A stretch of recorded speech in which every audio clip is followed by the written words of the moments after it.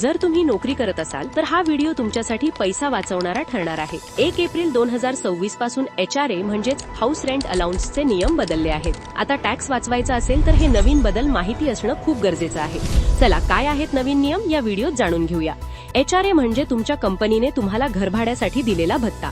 पण लक्षात ठेवा, ही सवलत फक्त ओल्ड टॅक्स रेजिम निवडणाऱ्यांनाच मिळते। जर तुम्ही नवीन टॅक्स सिस्टीम मध्ये असाल तर तुम्हाला HRA वर टॅक्स भरावाच लागेल।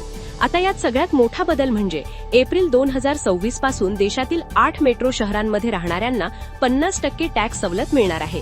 ही शहरं आहेत मुंबई, पुणे, दिल्ली, चेन्नई, कोलकाता, बंगळुरू, हैदराबाद आणि अहमदाबाद। इतर शहरांसाठी ही सवलत 40% असेल, म्हणजे शहरात राहणं आता टॅक्सच्या दृष्टीने फायद्याचं ठरेल।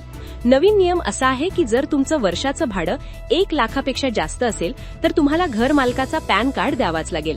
एवढंच नाही तर आता सरकारने फॉर्म 124 अनिवार्य केला आहे। यात तुम्हाला जाहीर करावं लागेल की तुम्ही तुमच्या आई-बाबांना, जोडीदाराला किंवा नातेवाईकांना भाडं देताय का। त्यांचं नाव आणि पत्ता आता सरकारला द्यावा लागेल, म्हणजे पारदर्शकता आता वाढली आहे। HRA क्लेम करण्यासाठी तुम्हाला भाड्याच्या पावत्या, रेंट अग्रीमेंट, बँक ट्रान्झॅक्शनचा पुरावा आणि फॉर्म 12BB इत्यादी कागदपत्रे आवश्यक आहेत। मित्रांनो, लक्षात ठेवा, जर तुमचा स्वतःचा बिझनेस असेल आणि तुम्ही एकदा नवीन टॅक्स सिस्टीम स्वीकारली तर तुम्हाला पुन्हा जुन्या सिस्टीम मध्ये जाता येणार नाही।